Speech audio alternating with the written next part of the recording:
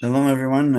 This morning we finished Tractate Sota with Benedict, and the tractate ends with all kinds of predictions of the time of the footsteps of the Messiah. So Isaiah talks about hearing the heralder, which is, as far as we know, Elijah, on the top of the mountain, and he's sometimes he's seen, sometimes he's not seen, and he's telling everybody that the good news that we can already hear the footsteps of the Messiah, but he regrets to tell us that it's going to come with a lot of pain. We talked about that a little bit last week in the Parsha class.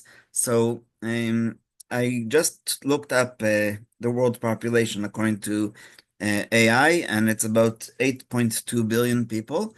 Zachariah said that at the end of days, there will be 10 men from every one of the nations that will hold on to the corners of the talit of a Jewish man and say, please teach us the way of God. So if you calculate that there's 70 nations times 10 and the four corners, that's 2,800 for every Jewish person. But unfortunately, that's not how it calculates right now. Approximately 600 non-Jewish people for every Jew, because there's about 13.4 million Jews in the world.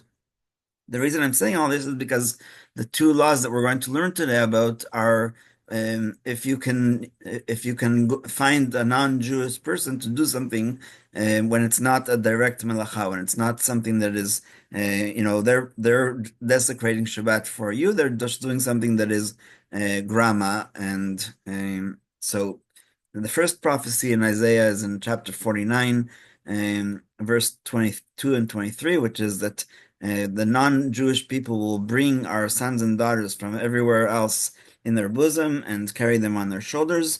And the result will be that the people who used to be kings and princes are going to be our mannies, and their wives are going to be our wet nurses, and they're going to bow down to us, etc. I don't think that has happened yet. But the second one, which is from one of my students, Haftara, it says that um, the people from all the nations are going to gather money. Behold, the coastlands await me with ships of Tarshish or Tarsus in the lead to bring your children from afar and their silver and gold as well. So they're going to do it free of charge as a service to bring the people back to Israel. But where Rav Melamed lives, in Har Bracha, the closest non-Jewish person that lives there is on the next mountaintop. They have a Samaritan community there, and I can't imagine that Rav Melamed or any of the people in Har Bracha go walking in the middle of nowhere on Shabbat for Shabbos Goy. But of course, outside of Israel, we do have Shabbos Goys everywhere. And so, in a way, we are blessed. On the other hand, maybe it is something that we should consider that there's kids who have never, not that non-Jewish people are bad, of course not. The opposite. Hashem doesn't want everybody to be Jewish, but there are Jewish children who have never ever met a non-Jewish person, and I think that this prophecy, um, together with the halacha, is a good balance. So, if one did not remove or disable the light bulb of a refrigerator before Shabbat, they may not open or close the door on Shabbat, as this will turn the light on or off.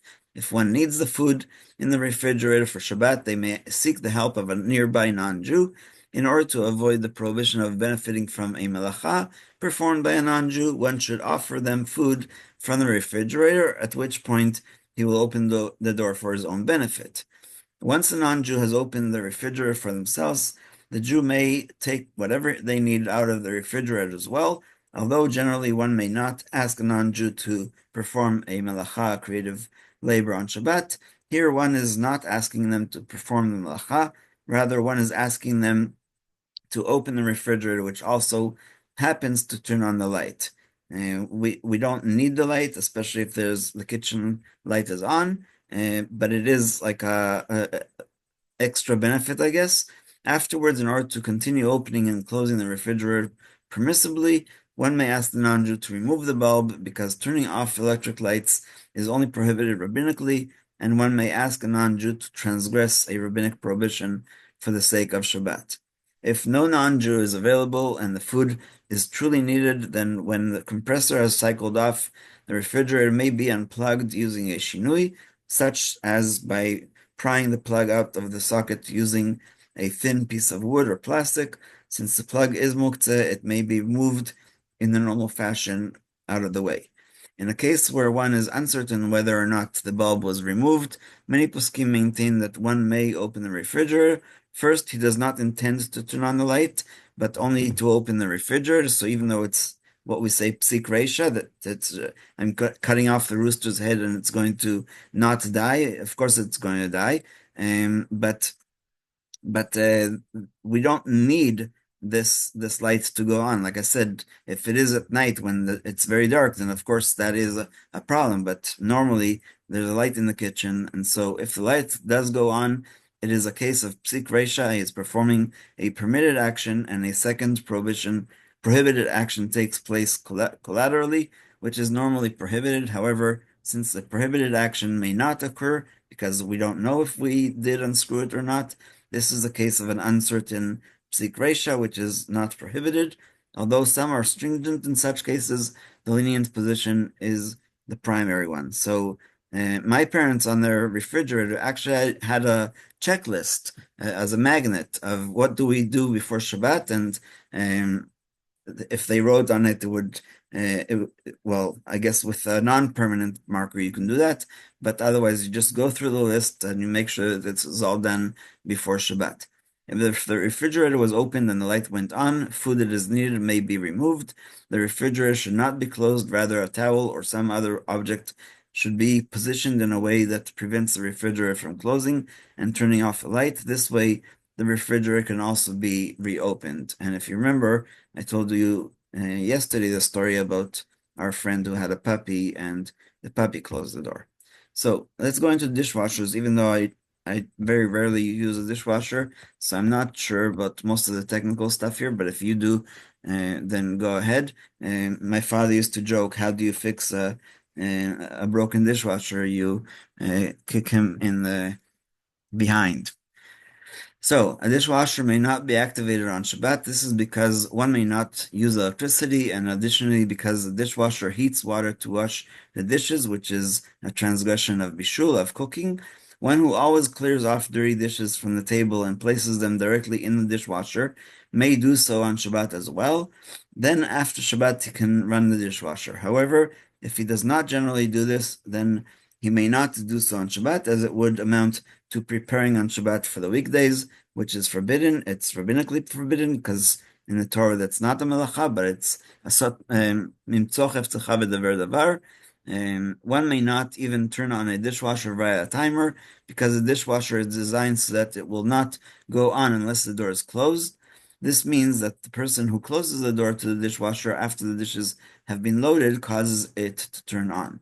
However, in times of need, when there will be a great need to wash many dishes on Shabbat, and it would be extremely difficult to wash them by hand, one may set the dishwasher with a timer. This is because causing it to turn on by closing the door is considered a grama, and again, because grama is rabbinical, when we have a great need, tzorach gadol, or for a lot of people, then it is allowed. Since an action performed via grama is not a true melacha, in times of need, it is permitted.